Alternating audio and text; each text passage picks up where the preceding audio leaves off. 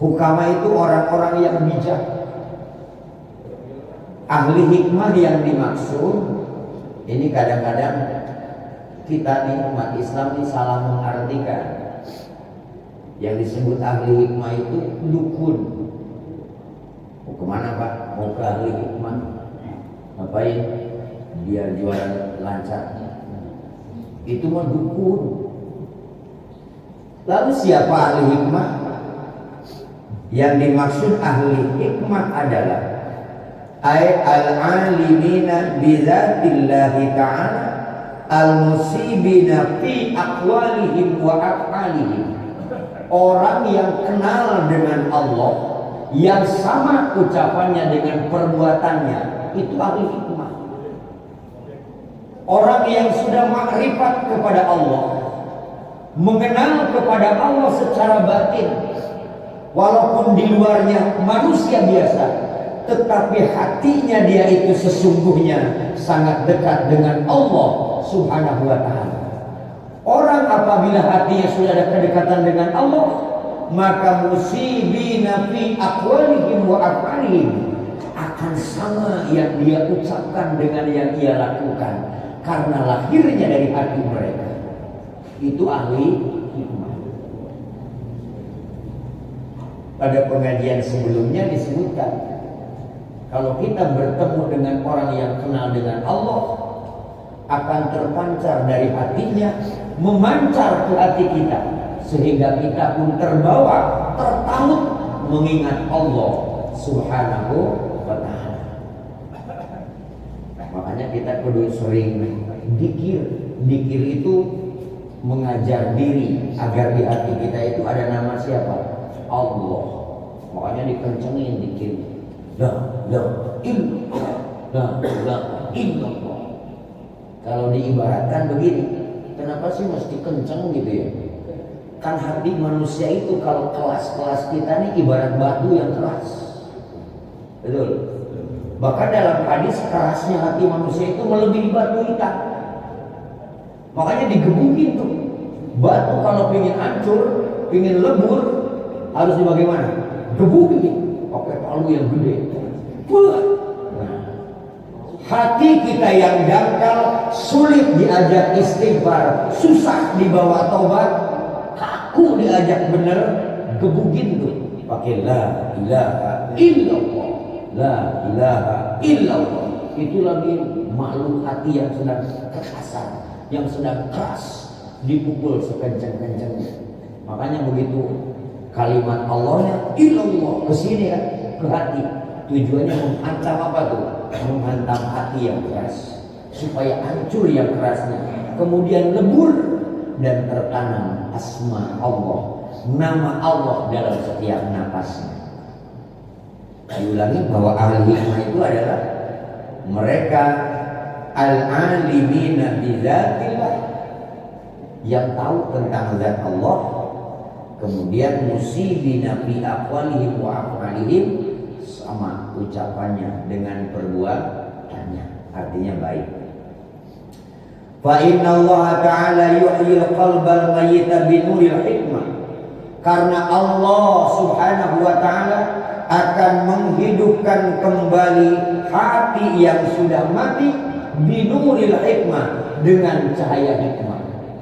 Kenapa kita harus duduk dengan para ulama? Mengapa kita harus mendengarkan kalam para hukama? Sebab Allah akan menghidupkan hati yang sudah mati binuril hikmah, dengan cahaya hikmah, yakni al-ilmun nafi, dengan ilmu yang manfaat. Sekeras-kerasnya hati manusia, kalau ia mendengarkan nasihat, suatu saat akan luntur hatinya. Sekeras-kerasnya hati manusia, jika kumpul dengan orang-orang yang baik, akan ada sentuhan kebaikan kepada hatinya. Sekeras-keras hatinya manusia, jika dibawa dzikir beristighfar kepada Allah, maka suatu saat akan lembut pula hatinya. Karena demikian kata Nabi, Allah menghidupkan hati yang mati binuril hikmah, dengan cahaya hikmah, yakni dengan ilmu manfaat. Seperti apa sih matinya hati? Hati yang mati itu sulit diajak benar. dinasehatin malah sebel sama yang nasehatin. Dah, dulu dah. Kan kadang-kadang begitu ya. Ketika nasihatnya tidak sama dengan yang kita inginkan, hati ini melawan dulu, gitu kan? Itu belis. Belis sedang menghalang kita untuk menerima apa? Nasihat. Karena belis itu lebih gampang membisiki. Kalau kita manusia dari luar, iblis itu membisik hati. Yuwaswisu fi sudurin nas. Berbisik-bisik membuat hati kita was-was. Bukan di luar, fi sudurin nas. Fi itu dalam ilmu nahwu disebutnya fi dzarfiyah, artinya di dalam. Fi sudurin nas, di dalam hati manusia berbisik. Orang Nabi Adam saja sampai turun ke dunia gara-gara bisikan apa? Belis. Gara-gara bisikan apa? Belis. Kita juga kadang-kadang dibisiki apa? Belis. Ada yang minta bantuan untuk gempa. Benar-benar ini bukan yang nipu, kan banyak yang minta bantuan juga nipu. Benar-benar minta bantuan, duit punya juga bodo amat, kenal juga enggak. Belis, ya kan? Kan musibah yang menimpa saudara kita itu ujian. Tak perlu kita berburu sampah. Cianjur, sama sini juga begitu, ya kan? Kehendak siapa itu? Allah Subhanahu wa ta'ala. Musibah seperti itu ujian bagi yang menerima musibahnya, sejauh mana tingkat kesabarannya, dan ujian bagi kita yang tidak mendapatkan musibah itu. Untuk apa? Diuji kita sejauh mana peduli kita kepada sesama. Ujian. Jangan ngomong ke orang yang dapat gempa bumi doang ujian. Kita saja sedang diuji sejauh mana kepedulianmu kepada saudaramu yang sedang dapat ujian. Pelit ya, tunggu aja nanti dibalas sama Allah. Oh ente pelit katanya ya. Cobain nanti dapat musibah. Masya Allah. Na'udzubillah min. Hanya doain, kalau tidak bisa ngirim duit, kirim doa. Moga-moga yang wafat syahid, yang masih ada semoga Allah SWT sehatkan. Nah, apa-apa yang hilang Allah gantikan gitu. Ngirim duit enggak, ngirim doa enggak. Pelit amat.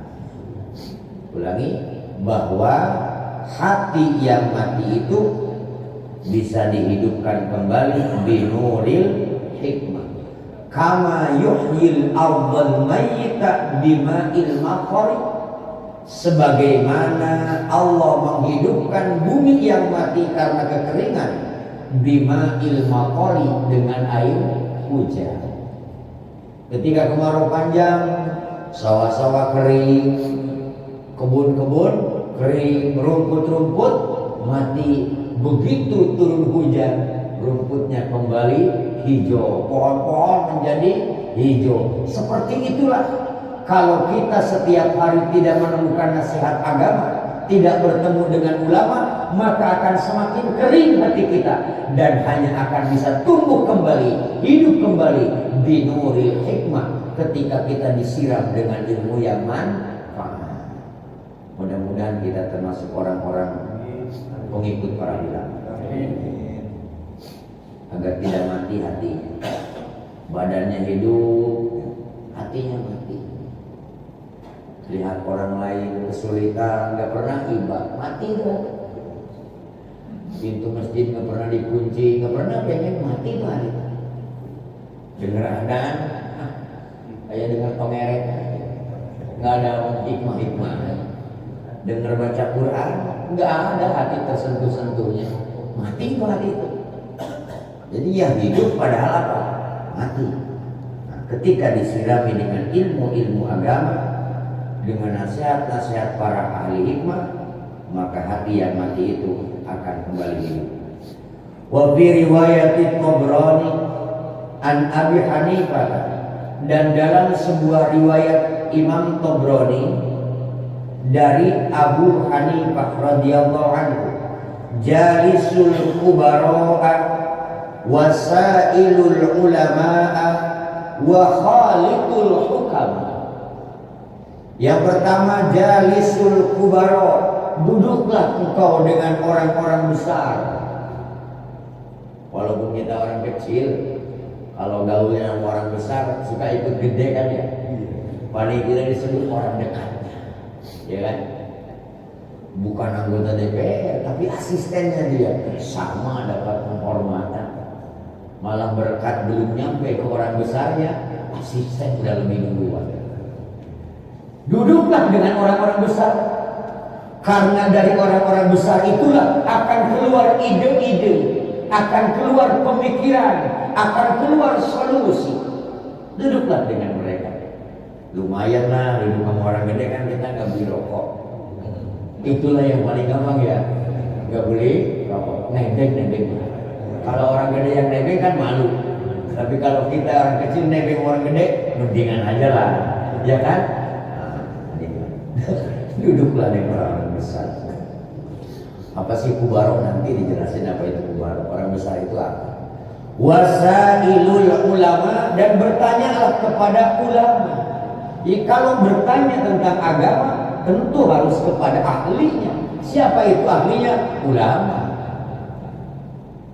Motor kita mogok, datanya ke dokter bayi, nggak bisa, nggak benar itu, betul? Atau motor kita rusak, datangnya ke bengkel mesin jahit, pusing bengkelnya.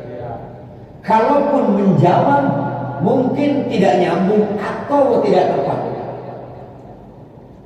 Oleh karena itu, bertanyalah kepada ahlinya. Bertanya hukum tata negara, tentu ke sarjana ahli tata negara. Bertanya hukum perdata, ke sarjana hukum perdata. Bertanya tentang wudu kepada ustaz yang tahu ilmu tentang wudu. Bertanya tentang bagaimana agar ekonomi maju, berarti bertanya kepada sarjana ekonomi. Bagaimana agar usaha lancar, tentu mencari senior, orang yang sudah kelihatan lancar usahanya. Nanya pengen lancar sama orang yang bangkrut, salah. Betul. Pengen kaya datang ke dukun miskin, masuk kotak apa enggak? Dukunnya aja nungguin tamu pengen makan. Ini minta saya kasih. Keliru. Bertanyalah kepada ahlinya. Kalau bertanya agama, sa'ilul ulama, bertanyalah kepada para ulama, sebab pada mereka akan ada solusi. Agama itu kan tidak sulit. Agama itu ringan. Agama itu mudah. Yang sulit itu otak kita. Betul. Yang sulit itu otak kita. Sa'ilul ulama. Karena ulama yang punya ilmu. Wa khalitul hukama, dan bergaulah dengan ahli hikmah. Kalau tadi dengan orang-orang besar, bahasanya apa? Jalisu, duduk. Artinya ya sebatas duduk. Ketemu, duduk, lumayan. Kalau dengan ulama bukan duduk saja, bertanya. Karena di situ ada ilmu. Tapi kalau dengan hukama, ahli hikmah yang kenal dengan Allah, bergaulah engkau. Tujuannya apa? Agar dengan bergaul akhlak kita terbawa. Beda ya. Ada yang instruksinya itu duduk saja, ada yang instruksinya itu bertanya, ada juga yang bergaul. Ini maknanya beda apa tidak? Beda. Duduk, kemudian bertanya yang kedua, yang ketiga bergaul. Karena mengandung unsur yang beda, mengandung tujuan yang beda. Awafi riwayatin jalisul ulama wa sahibul hukama wa khalitul kubar. Namun dalam sebagian riwayat disebutkan bahwa engkau duduklah dengan ulama, sahibul hukama, bergaulah dengan ahli hikmah, wa khalitul kubar, berbaulah engkau dengan ahli-ahli kubar, orang-orang besar.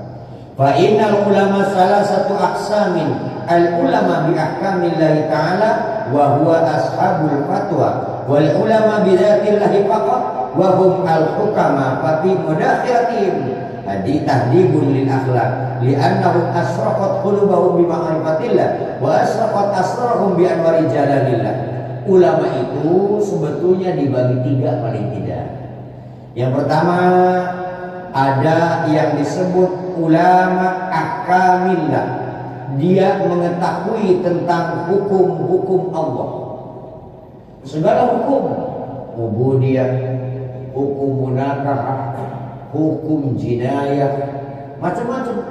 Hukum cara beribadah dia tahu, hukum muamalah dia tahu, muamalah itu perdata. Hukum munakahat NTCR kata penghulu, nikah, tolak, cerai, rujuk dia tahu. Ada lagi hukum jinayah, jinayah itu pidana, dia tahu, pidana Islam maksudnya. Nah, itu disebutnya ulama. Ulama yang mengetahui hukum-hukum Allah disebutnya adalah ashabul fatwa, yang punya fatwa. Jadi tidak tiap orang bisa berfatwa, karena berfatwa itu harus punya modal ilmu. Ilmunya pun yang bisa diperhitungkan, layak dia mengeluarkan fatwa. Belum berijtihad, hanya fatwa saja. Kalau ijtihad sudah lain lagi ceritanya. Itu satu. Yang kedua, wal ulama bidzatillahi faqat. Ada juga ulama yang tidak begitu pintar dia, tetapi ia kenal dengan Allah. Suruh pidato, malah gemetar, ya kan? Kiai kok nggak bisa pidato? Kan ada jurusannya. Yang ini mah jurusan hukum, ini mah jurusannya dzikir. Jangan suruh pidato, nanti pidatonya dzikir melulu. Ada jurusannya. Suruh ngobrol di muka umum gemetar, nggak kencing juga untung. Dia tidak banyak berbicara, hidupnya tidak banyak lagu, tapi orang duduk di sampingnya menghadap kepadanya akan tergetar hatinya mengingat Allah Subhanahu wa taala, karena dia al-arif billah, ialah yang kenal dengan Allah Subhanahu wa taala. Itu ada ulama begitu. Santri juga nggak punya, sendirian saja, tetapi orang mendekatinya tergetar hatinya ketika mengingat Allah Subhanahu wa taala. Disebutnya ulama ahli hikmah begitu. Itu hukama namanya. Hukama kedukun. Sholat juga enggak disebut hukama. Ahli hikmah itu adalah orang-orang yang kenal dengan Allah Subhanahu wa taala. Atau dalam kalimat lain disebutnya apa? Ma'rifatullah. Sudah ma'rifat kepada Allah Subhanahu wa taala. Fa fi mudakhilatihim, maka dalam mudakhilatihim, masuk kepada ulama yang ini, yang arif billah, tahdibun lil akhlaqi, akan mendidik kepada akhlak kita. Nah, mendekati ulama yang begitu tuh mendidik akhlak. Tidak banyak bicara, tapi kelakuannya Masya Allah bisa dicontoh. Baru melihat wajahnya saja adem, tenang. Sebab ulama itu punya definisi. Al-ulama nadrul ummati bi'ainir rahmati. Yang disebut ulama itu memandang umat itu dengan wajah kasih sayang, dengan pandangan kasih sayang. Ini belum termasuk ulama kalau melihat umat itu bengis. Orang semasjid pengennya ke neraka semua. Wah, bukan ulama. Ulama itu nadrul ummah bi'ainir rahmah, memandang umat dengan pandangan kasih sayang. Yang baik didoain, moga istiqomah dalam kebaikan. Yang tidak baik didoain, semoga mendapatkan hidayah. Itulah ajaran Rasulullah SAW, karena Rasul itu rahmatan lil alamin. Ada sayang, ada cinta kasih sayang kepada seluruh alam, yang baik, yang buruk disayangi oleh Rasulullah Shallallahu Alaihi Wasallam karena umat Rasulullah. Kita ini sebagai umatnya kadang-kadang ingin dapat syafaatnya, tapi kita kabur keluar dari ajaran Rasulullah. Contoh, kalau kita menemukan orang yang berbuat baik, senang, betul. Ada orang rajin ibadah, senang. Begitu lihat ke jalan ada orang bukan suami istri boncengan, senang apa iri?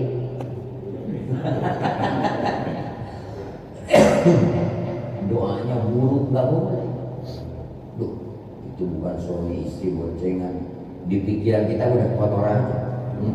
Pasti mau ngapa-ngapain. Apalagi larinya ke arah sana mau Tanjung Kait. Nggak salah. Langsung buruk saja sana. Mestinya umat Rasul tidak begitu. Kalau melihat orang yang kelihatannya sedang bermaksiat atau salah menurut pandangan agama kita, kita harus ngomong dalam hati, ya Allah, jaga dia, lindungi dia, jangan sampai dia berbuat maksiat, karena ia adalah umat kekasihmu Nabi Muhammad Sallallahu Alaihi Wasallam. Begitu, bukan didoain tabrakan loh. Tidak boleh. Umat Rasulullah itu harus mengikuti Nabi. Ketika ada orang yang tidak baik, didoakan agar mendapatkan petunjuk dari Allah Subhanahu wa Ta'ala. Jadi kalau hidup begitu tuh nggak banyak penyakit pada badannya. Kan yang bikin kita sebanyak penyakit itu pemikiran. Lihat orang kaya sakit kali. Lihat orang bisnisnya beruntung, jantung sakit. Kenapa nggak buat sih? Itu yang bikin penyakit. Tapi kalau lihat hati ini mencair, melihat yang baik tertarik dengan kebaikannya, melihat orang berbuat jahat, doakan agar dia mendapat hidayah, semoga panjang umur agar bisa tobat. Insya Allah hidup ini ringan, mati juga ringan, di hadapan Allah juga ringan. Karena kita mengikuti jejak Rasulullah Sallallahu Alaihi Wasallam. Itu maksudnya yang saya tidak bisa itu. Mudah-mudahan ibu bisa begitu. Masya Allah. Li'annahum asyraqat qulubuhum bima'rifatillah wa asyraqat asraruhum bi anwari jalalillah. Kenapa dengan dekat dengan mereka, memandang wajah mereka, bisa timbul hidayah, bisa timbul ingat kita kepada Allah? Karena asyraqat qulubuhum, bersinar hati mereka dari cahaya ma'rifat kepada Allah, dan bersinar dari hati mereka yaitu anwari jalalillah, sinar keagungan Allah, sehingga pantulannya akan terpantul kepada kita. Alhamdulillah. Makanya ulama itu adem, memandang wajahnya itu nikmat, timbul cinta, karena itu cahaya dari hatinya yang kenal dengan Allah, sehingga Allah meletakkan cahaya kebesarannya dan dipancarkan ke hati-hati umatnya. Sallallahu alaihi Nabi Muhammad. Jadi ulama dipandang aja serem.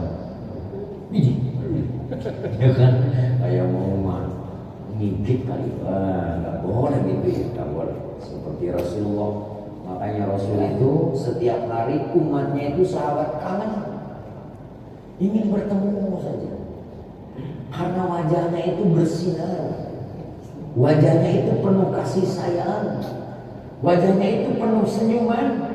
Orang yang sedang susah ketemu Rasul dadak gembira. Kalau bapak-bapak lagi susah ketemu saya, nambah susah iya kali ya, nambah pusing iya, karena kelihatan muka kiainya aja ruwet, boro-boro nyelesain masalah, mukanya aja ruwet. Nah, umat Rasulullah, ulama-ulama warasatul anbiya itu wajahnya berseri-seri, tidak menyeramkan, karena memandang umat bukan dengan kebencian, tapi penuh dengan kasih. Ini pentingnya kita duduk dengan orang-orang soleh. Ya, kalaupun tidak ada orang soleh, cari aja nama orang soleh. Wal ulama bil qismaini, dan ulama yang punya kedua-duanya. Nah, ini ulama yang ketiga. Ilmu dia cukup, akhlaknya baik, hatinya ma'rifat kepada Allah, kumpul padanya. Ulama yang ini wahum al-kubara, disebutnya orang-orang besar. Buyaknya buyak. Ilmunya dia, akhlaknya bagus, hatinya tertaut kepada Allah Subhanahu wa ta'ala. Buyaknya. Masya Allah. Kalau yang tadi masih ada disebut ahli fatwa, yang kedua ahli hikmah. Ini campur semuanya ada pada dirinya. Itulah yang disebut kubara, orang-orang besar. Fa inna mukhalatati ahlillah taksibu ahwalan saniyah. Sesungguhnya bercampur bergaul dengan ahli-ahli Allah akan mendapat tingkah-tingkah yang terpuji pada dirimu. Wa naqu billahi faqanabi, dan sedangkan kemanfaatan dari lirikan seorang ulama, lirikan seorang ahli ilmu itu faqanabi, di atas kemanfaatan. Nah, jadi kalau kita mendapat pandangan, tatapan wajah, sinar senyumannya, sinar kemarifatannya, itu lebih baik daripada kita mendapatkan nasihatnya. Masya Allah, sebegitunya ya. Baru duduk saja udah luar biasa, ketimbang kita mendapatkan lafaznya, mendapatkan nasihatnya, tetapi kita tidak mendapatkan manfaatnya. Ini ya. Jadi kiai itu, jadi ulama itu ternyata tidak asal terkenal, ya kan? Harus mampu menjadi contoh, harus mampu mendoakan umat. Jangan hanya ingin selamat sendiri. Ya Allah, selamatkan aku, urusan umat terserah. Enggak begitu ya. Kebaikan itu seperti Rasul saat wafat saja masih bertanya tentang umat. Kata malaikat Jibril, wahai Rasulullah, dengan malaikat Azrail, aku diutus kepadamu untuk mengambil rohmu. Coba, Azrail aja bilang-bilang kan Nabi Muhammad. Ke jamaah al-muhajirin boro-boro mau ngomong Azrail, ketemu main cabut aja. Ente habis kontrak dah. Tapi dalam riwayat kepada Rasul tidak begitu. Azrail itu datang pamit dulu, wahai Rasulullah, ada apa yang ke sini? Gitu kata Nabi. Aku semata-mata datang diutus Allah untuk mengambil rohmu. Jibril kemana? Wah, bisa nanya begitu ya? Nah, ketemu malaikat Jibril. Wahai malaikat Jibril, kalau aku harus diambil rohnya sekarang, katakan apa kebahagiaan untukmu? Sesungguhnya bidadari menantimu ya Rasulullah. Pintu-pintu surga terbuka hanya untukmu. Surga terindah hanya untukmu ya Rasulullah. Bukan itu Jibril, apa untuk umatku? Nah, kalau untuk diri Rasul tidak bertanya, tetapi apa untuk umatku Jibril? Bagaimana sih mereka setelah tidak ada aku?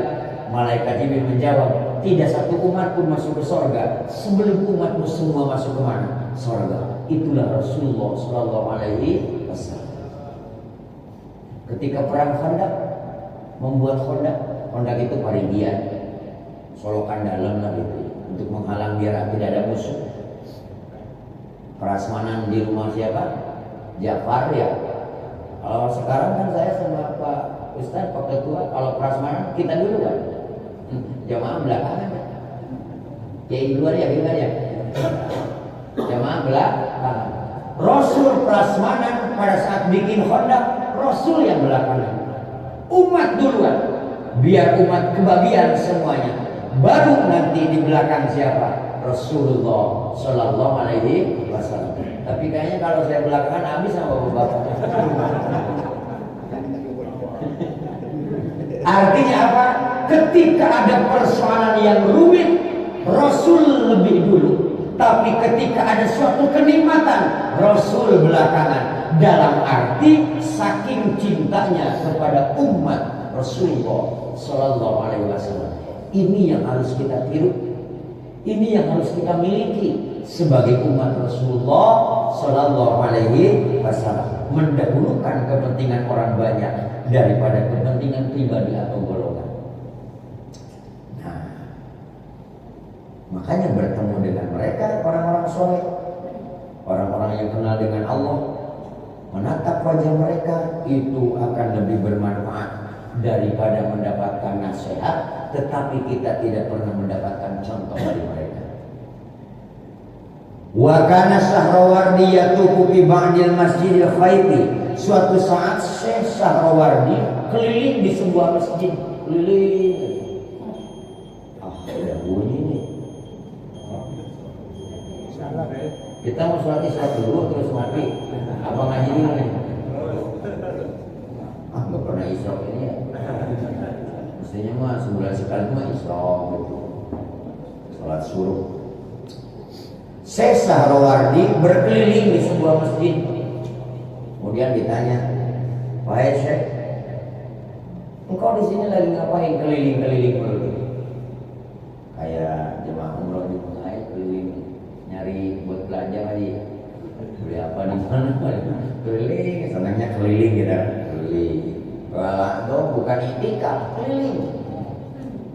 Cari jajanan, suka durian, mau durian. Keliling aja, ke Istiqlal juga begitu. Orang buru-buru pengen apa? Itikaf. Ini mau keliling. Masya Allah, segitu luasnya Istiqlal. Di luar pagar kan banyak jualan, keliling semua. Ini Syekh, seorang ulama besar, keliling di masjid, putar-putar saja. Ditanya, "Syekh, lagi apa engkau keliling-keliling?" Ini di sebuah masjid khaib namanya, di Mina. Kemudian beliau menjawab, "Faqidalau fihi faqala innallaha ibadan idza nadharu ila saksin aksabu sa'adatan fa'ana atubula dalika." Sesungguhnya bagi Allah itu ada hamba-hambanya yang apabila ia memandang kepada manusia, maka kabar gembira akan sampai kepadanya. Artinya begini, Allah itu punya seorang hamba yang apabila hamba ini memandang kepada kita, pertanda kebahagiaan bagi kita, pertanda keberuntungan bagi kita, pertanda kemuliaan bagi kita. Aku, kata Syekh Sahrawardi, sedang mencari orang itu, bukan mencari ilmu, tetapi ingin dilihat oleh orang yang diberikan apa? Ma'rifatullah. Masya Allah. Aduh, besar orang berduyun-duyun ya. Tapi kita mah tahunya kan kalau sudah dikubur, baru ke kuburan, ya kan? Udah dikubur nggak bisa ngeliat lagi hidup. Duduklah dengan para ulama, bergaulah dengan orang-orang soleh supaya mendapat itu. Qala Nabi sallallahu alaihi wasallam, masih lanjut. Berapa menit lagi? 5 menit ya? Jam 6. Orang mau jualan. Ada sebuah hadis, saya di zaman ala ummati yafiruna minal ulama'i wal fuqaha fayabtalihumullahu bithalasi baliyati. Akan datang suatu zaman kepada umatku, mereka kabur dari ulama. Yafiruna minal ulama wal fuqaha, mereka kabur menjauh dari ulama dan ahli-ahli fikih. Ini kata Nabi, sayati, datangnya itu pakai sin. Jadi dalam fi'il mudhari itu ada pakai sin, ada pakai saufa. Kalau saufa yati itu akan datang tapi masih lama. Saufa yati. Kalau sayati itu akan datangnya dekat dari waktu Nabi mengucapkan. Makanya ada asinu tanbisu tadullu qariba wasaufa taswifu tadullu ba'ida. Sin tanbis menuduhkan waktu yang dekat, saufa taswif menuduhkan yang masih lama. Di dalam Alfiah disebut begitu. Jadi kalau sin dalam mudhari pertanda sudah dekat waktunya. Sayati akan datang, dekat waktunya. Kalau saufa yati masih lama.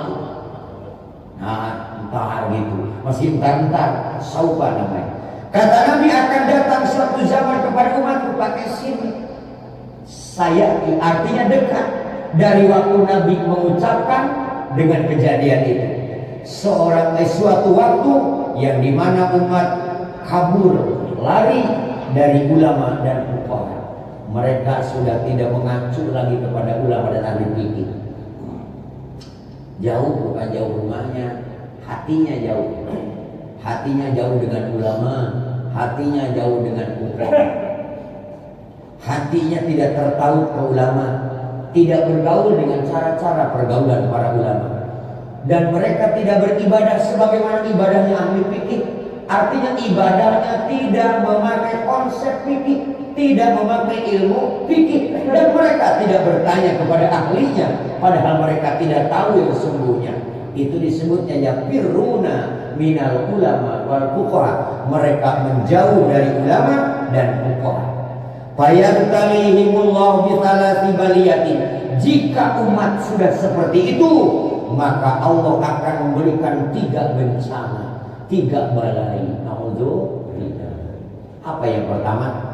Balai pertama, jika orang sudah menjauh dari ulama dan fuqaha, awaluha yarfa'ullahul barakata min kasbi. Allah akan mencabut berkah kasab mereka. Usaha mereka yang tidak berkah, rezeki mereka tidak berkah. Siang dihabiskan waktu, malam dihabiskan waktu untuk mencari nafkah, tapi tak satu pun pendapatan dan apa yang ia miliki diberkahi Allah Subhanahu wa taala. Tandanya dengan banyaknya penghasilan, bertambahnya keuntungan, bertambah jumlah keluarga, tidak semakin tenang, melainkan semakin bimbang, hati semakin resah, bukan semakin dekat kepada Allah, melainkan semakin dangkal untuk tidak mengingat Allah. Tanda hidup tidak berkah. Naudzubillah. Duit mah banyak tapi hati gelisah. Mending apa enggak begitu? Apa-apa juga punya, tapi makan apa-apa juga dilarang. Ini hidup kan.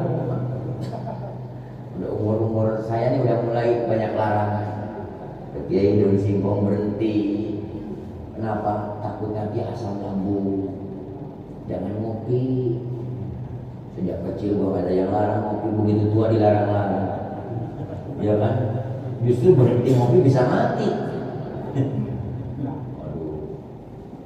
Duit banyak, mau beli apa juga boleh. Daging kambing tidak boleh. Makan yang enak-enak tidak boleh. Jadi untuk apa duit? Masya Allah, banyak larangan. Istri tidak kurang cantik, tapi membuat hati tak tenang. Anak banyak, tetapi pergaulannya meresahkan. Pendapatan banyak, bukan semakin dekat dengan ibadah, melainkan semakin jauh dengan Allah. Pertanda kalau begitu, hidup tidak berkah.